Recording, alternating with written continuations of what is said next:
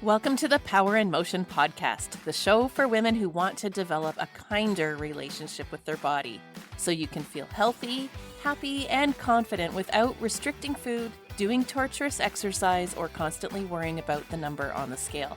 I'm your host, Kim Hagel, size-inclusive fitness specialist and certified non-diet health and life coach specializing in body image. This podcast is here to provide weight-neutral, health at every size aligned information and coaching on sustainable habits and mindset shifts so you can feel your very best in the body you have right now. Let's lace up our runners and go for a walk while we chat. Hello, friends, and welcome to the Joyful Movement Show. If you're joining us for the first time, I'm so glad you're here. I'm Kim Hagel, personal trainer and registered holistic nutritionist, and it's my mission to help women who feel unmotivated to exercise to discover joyful movement, intuitive eating, and body acceptance so that they can stop relying on willpower and get off the start-stop cycle for good. This is episode 39, and we've been chatting recently about how to be more intuitive with your movement. When we're ready to disconnect our movement from purely burning calories or trying to lose weight, it sometimes can leave us feeling a little lost. Like, why and how would I even exercise if I'm not trying to just get smaller? So in previous episodes, we've talked about how to set real life goals. That was back in episode 33. And real life goals will help you connect to your deeper why for movement. So what we mean by real life goals is to look at what's currently challenging in your day-to-day life or in your body that you hope movement will help you with. Having a real life goal gives you some direction for how to move and gives you something you can measure. So it helps with your motivation and your adherence, knowing that you're progressing towards something that's going to make you feel better in your body. And then in episode 37, we talked about how to plan your workouts intuitively.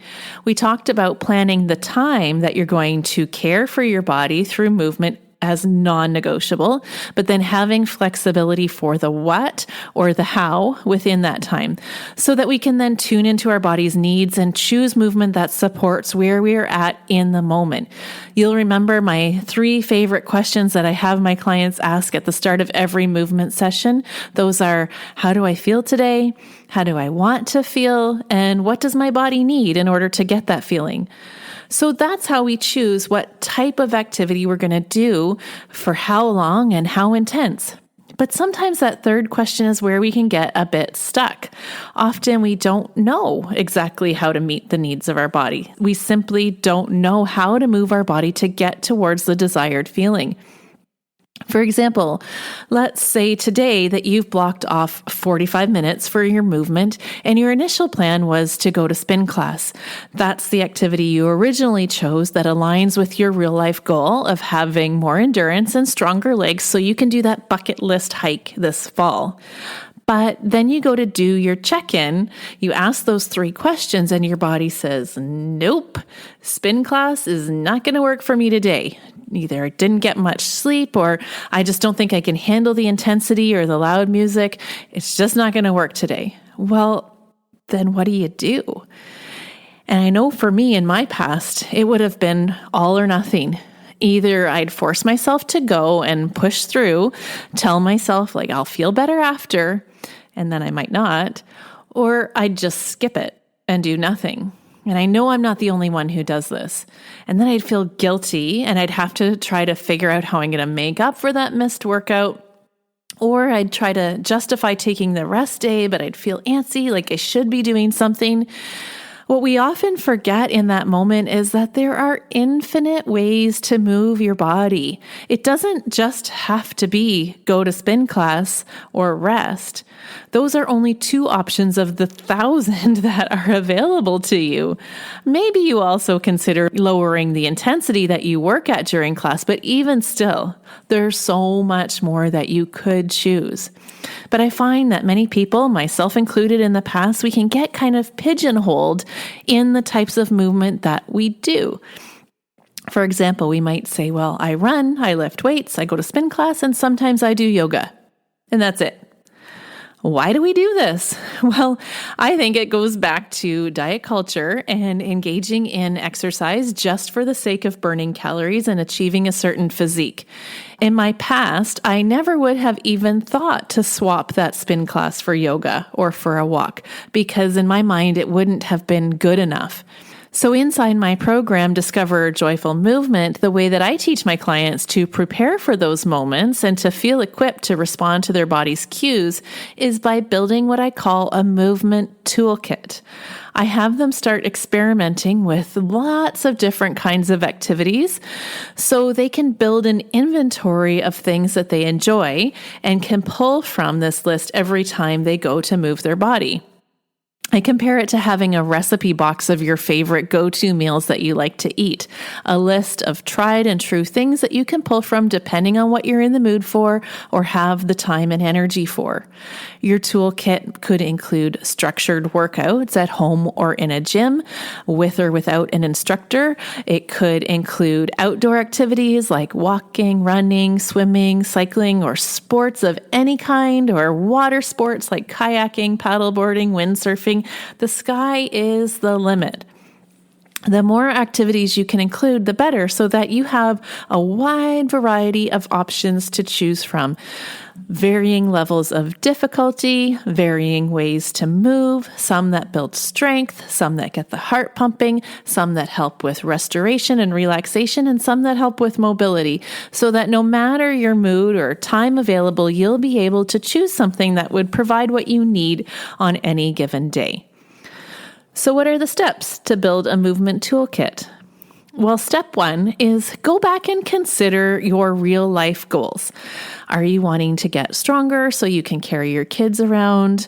Are you wanting to become more mobile so you can get up and down off the floor with more ease? Are you looking to improve your lung capacity so you can go for a long bike ride with your partner?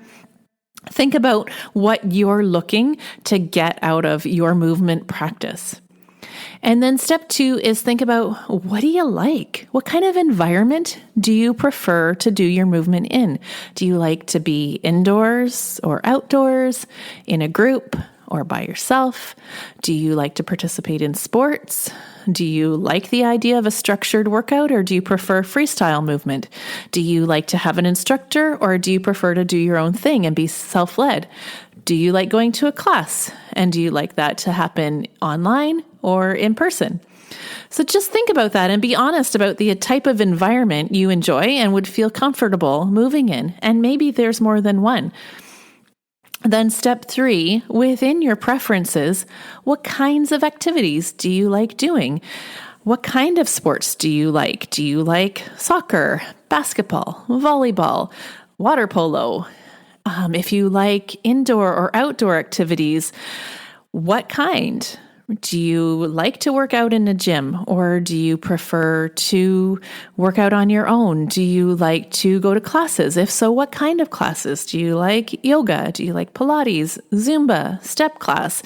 Do you prefer to work out self-led on the gym floor, lifting weights or doing your own cardio, maybe zoning out while you read a magazine on the treadmill?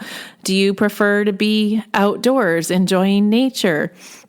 Hiking, cycling? Do you like mountain biking? Do you like road biking?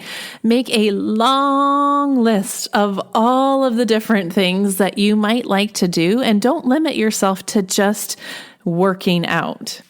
And try to include a wide variety of different intensities. So this is step 4. Try to have some activities that are relaxing and restorative.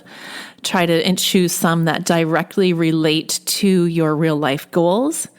Pick some that are just for fun, and maybe throw in a couple that would challenge you, that you think might be more like bucket list activities, things you'd like to try, but currently either have not tried or feel too difficult that you'd like to work towards at some point. So step 5 then is, when the time comes to choose, anything goes as long as it fits your body's needs and time allotted for the day. And there's no need to feel guilty if what you've chosen is not, quote, on plan, because any movement is self-care, and really the primary goal is just to feel better. So if meditation or extra sleep is what it takes to feel better, then that's what you pull out of your toolkit. If it's a walk, fantastic. Yoga, fantastic. Rock climbing, great. Anything goes. And there's no need to feel guilty because you feel better at the end of it.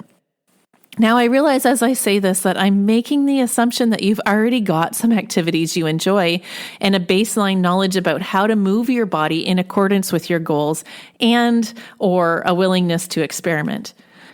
Now, not everyone has that knowledge or feels inspired to try new activities because of their history with exercise and sports in the past. That was true for me and many of my clients too. And that's where it can be really helpful to work with a personal trainer to support you and teach you new ways to move that are in line with your real life goals in a safe and non-judgmental atmosphere. A personal trainer would have the knowledge and the huge movement toolkit to draw from and can make suggestions for activities to try and be there as a source of support as you're learning and experimenting. Inside Discover Joyful Movement, my clients have the choice of working with me one-on-one so I can help them build up their movement toolkit, showing them exercises directly related to their goals and teaching them proper form and how to listen to their body's cues to progress safely. Or they can work through the program in a self-directed way, taking advantage of a large library of movement videos where they can experiment with different types of activities and intensities to see what they enjoy. Either way, whether one-on-one or self-led, all my clients have access to 12 weeks of learning lessons and weekly contact with me for questions. And they all appreciate being able to experiment with different activities and build up their skills and confidence under my guidance in the privacy of their own home, using equipment they already have or general household items. So if that sounds like something that would help you, I encourage you to check out my website for more information.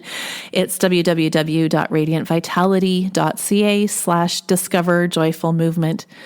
I want to leave you today with the thought that you do have abundant choices available to you for movement. There's no right and wrong way to do it. Just keep self-care the focus and be willing to get out of all or nothing into the realm of possibility. I hope that you find this episode helpful and it inspires you to think about what you could add to your movement toolkit. As always, I love hearing your feedback, so feel free to shoot me a DM on Instagram or Facebook. I'm at Radiant Vitality Wellness. And I've also got a free guide called The Motivation Secret that you can grab on my website to help you get unstuck and into action by changing your mindset about movement. You can grab that at www.radiantvitality.ca/motivation secret. I will see you back here next week for more non-diet motivation. And in the meantime, here's to your radiant vitality. Thanks for tuning into the Power in Motion podcast today. If you love what you're learning here, then I invite you to take the next step of embodying these concepts into your own life so that you can live your healthiest, happiest life and never again feel held back by your body. Coaching is the fastest, most efficient pathway to taking what you know in your head to actually applying it and seeing results. Whether you're looking to make changes around movement, food, body image, or all three, I'm here to help you nurture a kind, respectful, and trusting relationship with your body so you can feel your very best. Click the link in the show notes to book a free consultation, and together we'll uncover what's getting in the way of you having the results you want. You'll leave this call knowing exactly what you need to work on, and together we'll explore whether one of my coaching offers is a good fit for you. I can't wait to meet you.